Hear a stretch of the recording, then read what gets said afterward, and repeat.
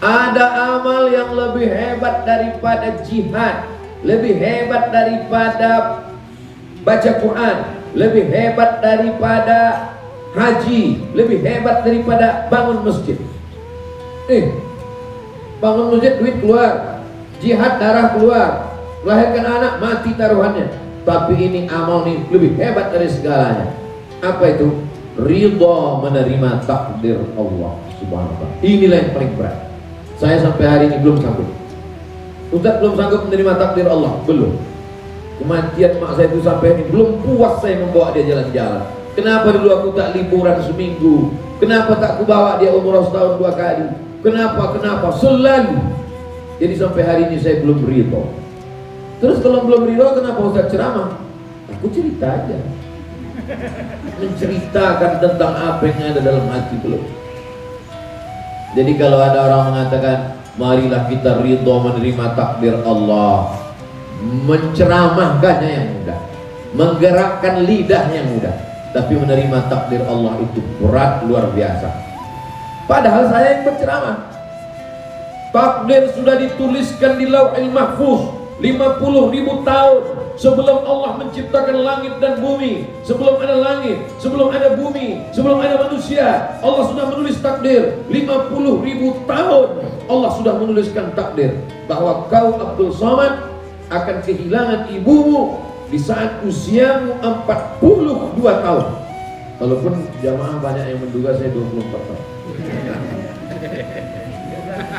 Hah? Nah, kalau 17 itu periksa mata dulu. Tapi tak bisa. Saya sebagai hamba Allah yang dhaif, yang lemah, kalau berceramah di tengah lapang menggelegar, berani Ustaz ceramah di tengah stadion 200.000 orang, di depan menteri, depan pejabat, depan gubernur, berani insya Allah. Tapi menerima takdir Allah ini berat. Sampai hari ini sudah 2 tahun sekian bulan baru berusaha menuju ridho. Beban ini berat, tapi insya Allah kalau kita bagi bersama, ringan beban sama dipikul insya Allah.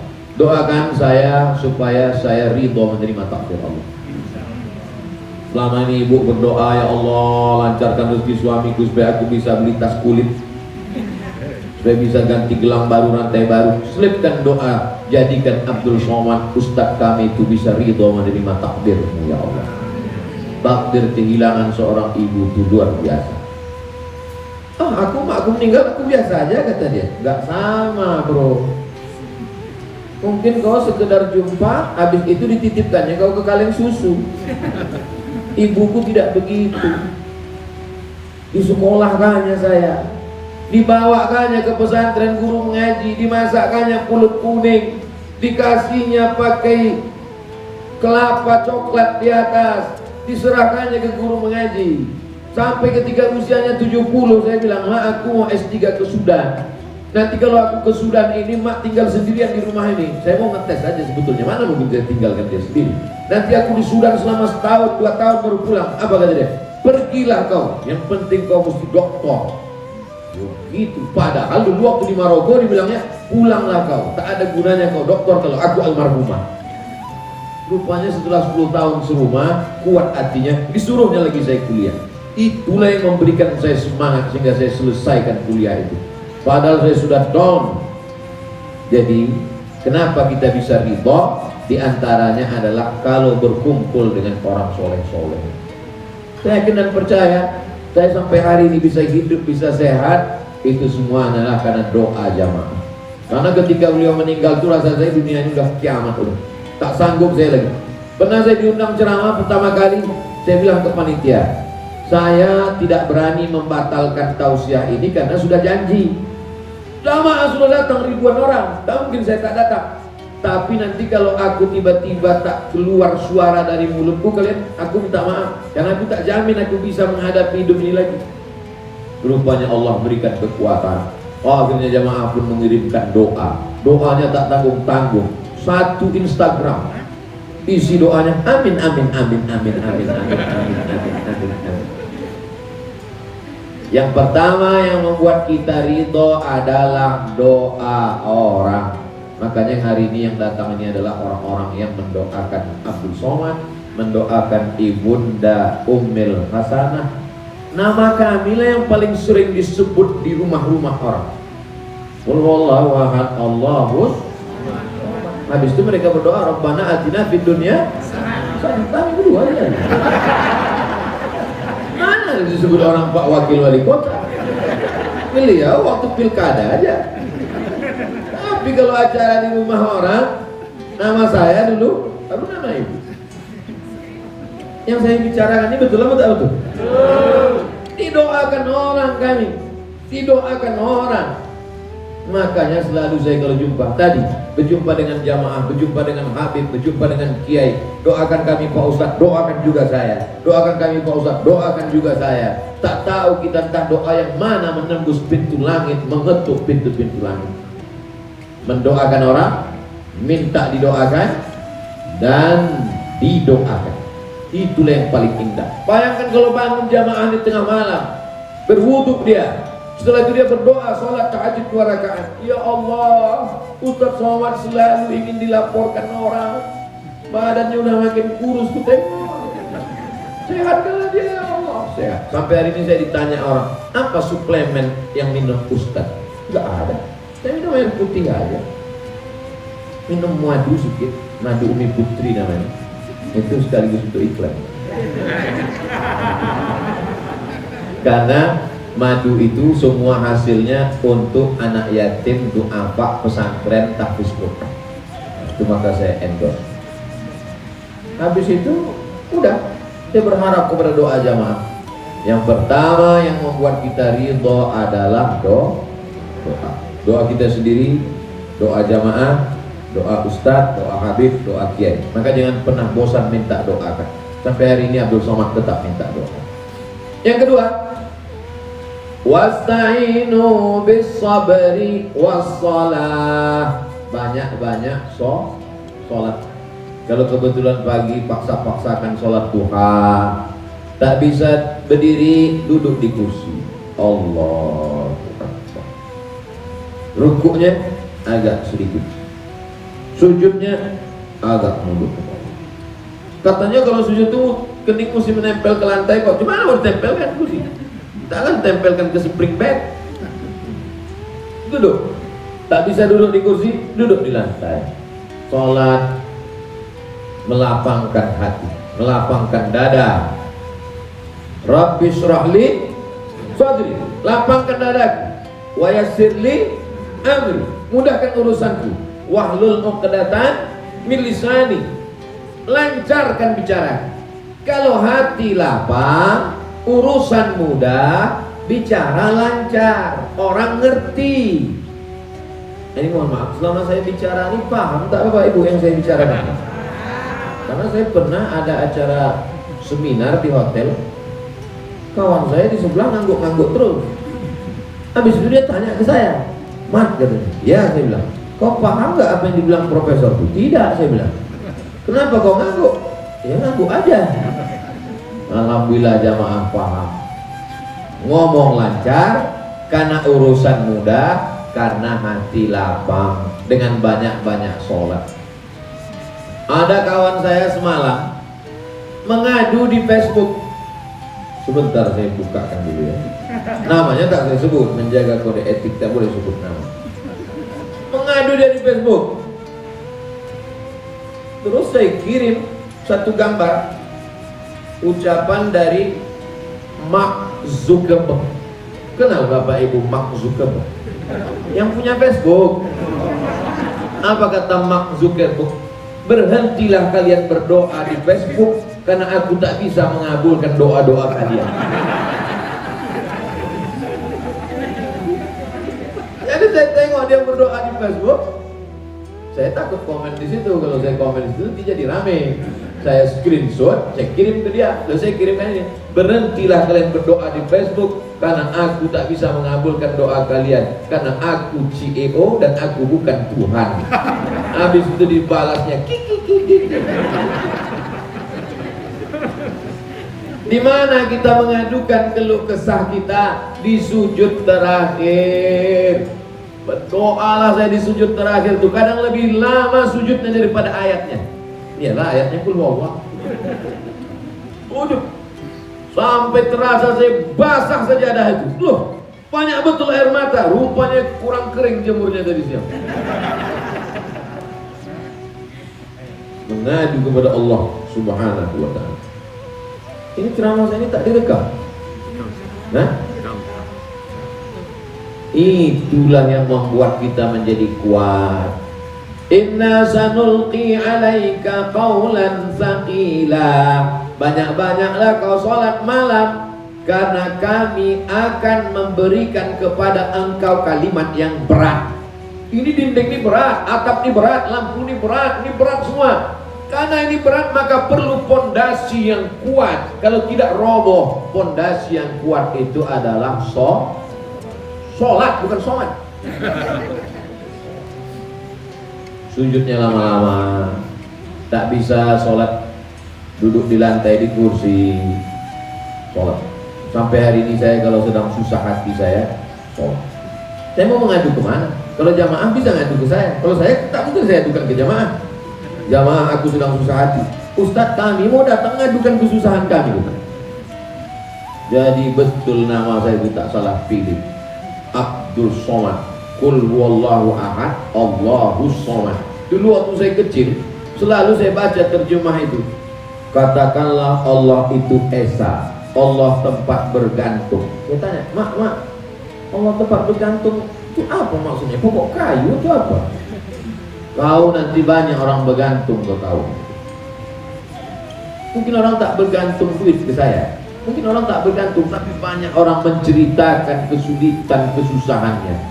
Banyak orang mengadukan.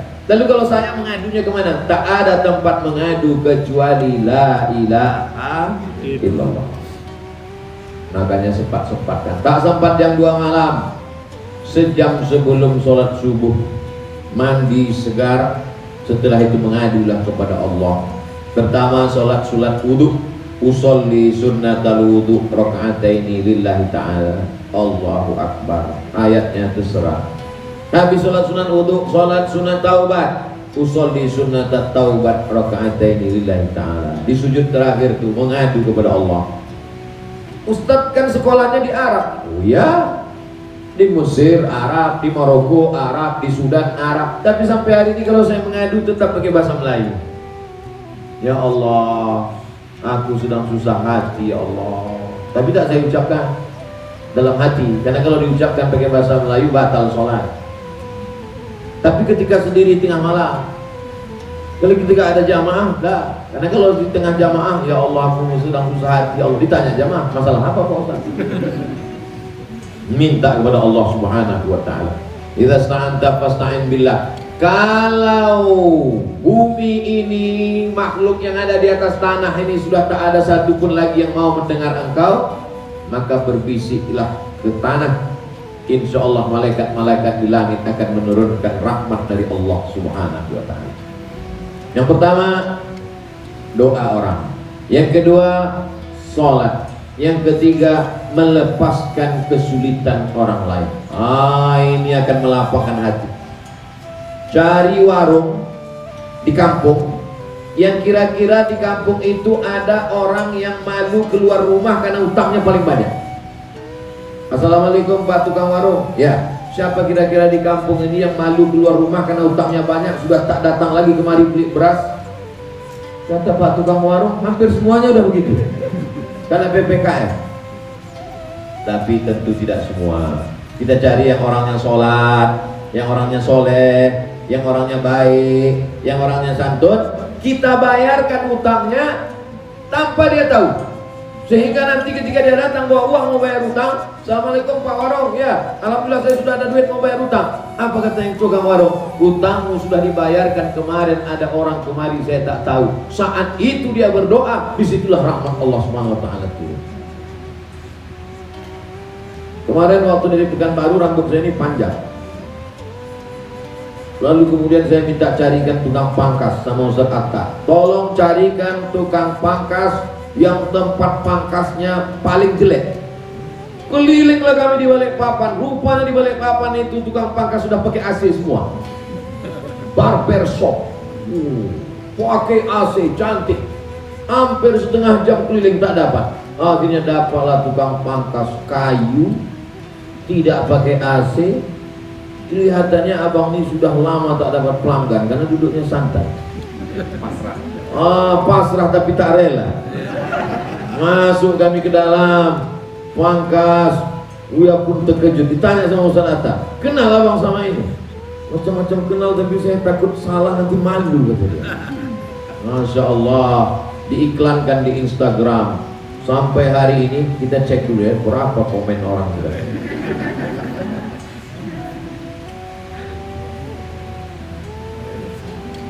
Sudah sampai komen orang tentang tukang pangkas ini sebanyak 2.255 komen, dan sudah di like orang 185.882. Jangan lupa tetap ikuti, like dan share. Sekalian iklan. Cara supaya hati kita lapang adalah cari orang paling susah, terlilit utang, tidak makan, kesulitan, tolong dia. Kalau bisa dia jangan sampai tahu. Maka dia berdoa kepada Allah. Mungkin doa dia untuk diri dia tak terkabul, tapi doa dia di saat hatinya lapang. Idkhalus surur fi qulubil mu'minin, memasukkan ketenangan ke dalam hati orang yang beriman. Yang pertama doa, yang kedua perbanyak sholat sunat, yang ketiga lepaskan. Mana dalilnya? Man yassara an mu'sirin, siapa yang melepaskan kesusahan orang, maka Allah lepaskan pula dia dari kesusahan. Kesusahan kita bukan masalah duit, kesusahan kita bukan masalah keluarga, kesusahan kita adalah kesusahan karena hati dan lain sebagainya. Yang Ustaz ceritakan ini apa? Tentang diriku sendiri, tentang keadaan saya setelah ditinggal almarhumah ibu saya. Begitulah cara saya menjalani. Berdoa, minta doa, didoakan, sudah. Sholat, minta pagi, malam, doa, tahajud, witir, sudah. Melepaskan orang sesuai kemampuan kita dari kesulitan, sudah.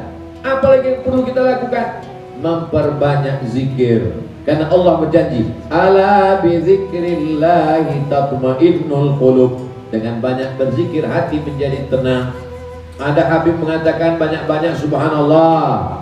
Ada Ustaz mengatakan banyak-banyak alhamdulillah. Ada kiai mengatakan banyak-banyak Allahu Akbar. Ada tuan guru mengatakan banyak-banyak la ilaha illallah. Akhirnya jamaah bingung, satu pun belum diamalkan. Kalau Ustaz sendiri banyak mengamalkan apa? Saya banyak sholawat. Susah hati saya sholawat. Allahumma sholli ala sayyidina Muhammad wa ala ali sayyidina Muhammad. Allahumma sholli ala sayyidina Muhammad wa ala ali sayyidina Muhammad. Allahumma sholli ala sayyidina Muhammad wa ala ali sayyidina Muhammad. Pegang tasbih, Allahumma sholli ala sayyidina Muhammad sampai tidur. Habis itu bangun, Allahumma sholli ala sayyidina Muhammad. Tapi jangan gara-gara ini lalu tak mau bicara sama orang. Apa kabar Ustaz? Allahumma sholli ala sayyidina Muhammad. Assalamualaikum warahmatullahi wabarakatuh. Jamaah sekalian yang saya hormati, Allahumma sholli ala sayyidina Muhammad wa ala ali sayyidina Muhammad. Ada masanya bicara, ada masanya bersolawat. Saya selalu memperbanyak solawat, karena dengan solawat itu kita sedang menghubungi Nabi Muhammad SAW. Kita sedang miss call dia, karena kita tak sanggup langsung kepada Allah. Siapa kita dengan segala dosa kita? Maka kita minta syafaat kepada dia. Allahumma sholli ala sayyidina Muhammad wa ala ali sayyidina Muhammad. Allahumma sholli ala sayyidina Muhammad wa ala ali sayyidina Muhammad. 100 kali bagus, 200 kali mantap, 1000 kali apalagi. Semua waktu kita isi dengan sholawat, itulah yang paling utama. Innallaha wa malaikatahu yusholluna ala nabi. Ya ayyuhalladzina amanu sallu alaihi wa sallimu taslima. Sholawat, sholawat, tak putus. Sampai hari ini tak putus. Mau tidur malam, sholawat. Di dalam perjalanan nanti mau jumpa dengan jamaah, sholawat. Nanti pulang dari sini dalam perjalanan, bersolawat. Di dalam pesawat, bersolawat. Allahumma sholli ala sayyidina Muhammad. Allahumma sholli ala sayyidina Muhammad. Paling 2-3 kali sholawat, habis itu tidur. Sudah sampai, terbangun, sholawat. Mudah-mudahan sholawat itulah yang melapangkan hati kita, insya Allah. Yang kelima, berjumpa dengan orang baik-baik. Jadi saya ketika awal-awal meninggal almarhumah itu, jadwal itu saya penuhkan. kajian subuh, kajian duha, kajian zuhur, kajian asar, kajian maghrib, kajian isya, kajian tahajud. Suatu hari saya kasih 7 pengajian. Kenapa? Karena kalau saya ketemu dengan orang, hati saya lapang. Begitu saya sendirian, error. Jumpa lagi dengan orang, lapang. Begitu saya sendirian, datang setan. Maka ketemu. Sekarang mau dibuat 7 kali, tumbang. Tak sanggup. Maka kajian cuma 3 saja. Subuh, zuhur, nanti malam. Kecuali hari ini. Hari ini subuh, duha, zuhur, nanti malam. Maka untuk melapangkan hati adalah ketemu dengan orang. Sekarang banyak orang tidak ketemu dengan orang. Ketemu dengan laptop, ketemu dengan handphone, ketemu dengan game online, ketemu dengan PlayStation, ketemu dengan TV. Hanya akan menyusahkan hati saja. Ketemu dengan Pak Wakil Wali Kota, ketemu dengan Sohibul Baik, ketemu dengan Ibu Hajah Ummil Hasanah beserta seluruh keluarga, maka ini menenangkan hati. Saya simpul-simpulkan, saya rasa-rasa, saya pikir-pikir, yang 5 itulah yang membantu hati saya sehingga sampai hari ini saya masih sanggup untuk ceramah, yang masih membuat saya masih tegar, masih berharap. Tapi luka ini hanya akan sembuh satu, ketika nanti di surga bersama dengan ibunda, ayahanda, begitu juga dengan ibu, bapak semua. Saya yakin dan percaya kita pernah kehilangan orang-orang yang kita sayangi. Kita lakukan yang 5 ini. Adapun orang yang paling bertuah di rumah ini adalah anak-anak dari Ibu Hajah Ummil Hasanah. Kalianlah orang yang paling bertuah. Berapa banyak orang ingin berbakti kepada orang tua. Tadi malam Ustaz Abdul Somad, ibu saya sudah meninggal, saya sudah meninggal. Berapa banyak saya ketemu, masih muda, umur 30-an, tapi orang tua sudah meninggal. Saya pun termasuk, orang tua sudah meninggal, tak ada dua-duanya. Makanya kalau ada pengumuman di masjid, kepada seluruh yatim piatu harap daftar, hampir saya daftar. Tak ada lagi. Tapi anak-anak ibunda Hajah Ummil Hasanah, kalian orang paling beruntung, paling bertuah. Sekarang tidak bisa umrah ke Makkah, tak bisa berdoa di Multazam, tak bisa bersedih hati. Jangan sedih, karena ada doa yang makbul, mustajab seperti doanya para nabi. Siapa itu? Doa ini. Tinggal minta saja, senangkan hatinya, lapangkan pikirannya, buatkan dia bahagia, maka di begitu pula lah Allah akan membahagiakan kita. Ada satu dosa yang kalau kita lakukan di dunia dapat azabnya, di akhirat dapat azab. Apa itu? Durhaka kepada orang tua. Tapi memang yang paling enak mengadukan keluh kesah hidup kita adalah kepada orang tua. Segala permasalahan hidup kita lakukan, kita jalani, kita adukan kepada orang tua. Karena orang tua yang paling menjadi pendengar terbaik. Dia hanya menganggukkan kepalanya, tapi hatinya hancur berkeping. Saya alhamdulillah, karena saking banyaknya saya baca-baca, saya dengar-dengar, maka almarhumah emak saya dulu tak pernah saya adukan kesusahan saya. Apapun yang terjadi saya tahan sendiri.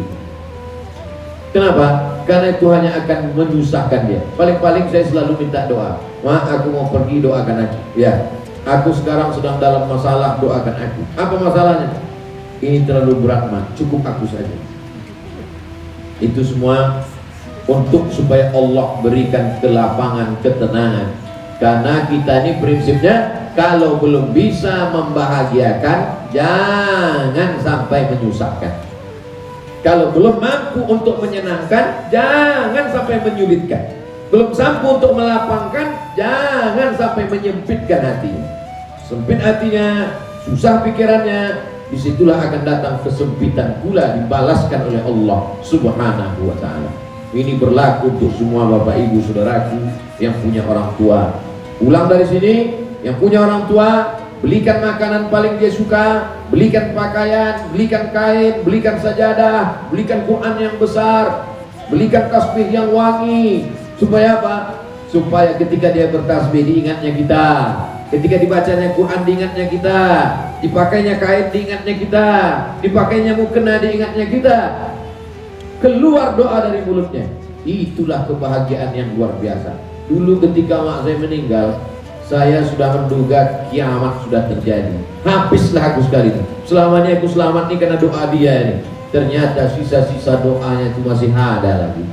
walaupun sudah meninggal, mungkin dia masih mendoakan saya dari alam kuburnya. Makin yakin saya bahwa dia rindu kepada saya, makin yakin saya bahwa hubungan saya tidak putus dengan dia dengan mimpi tadi malam. Hari ini makin semangat, makin menggelegar, sampai ke piring itu gelegar.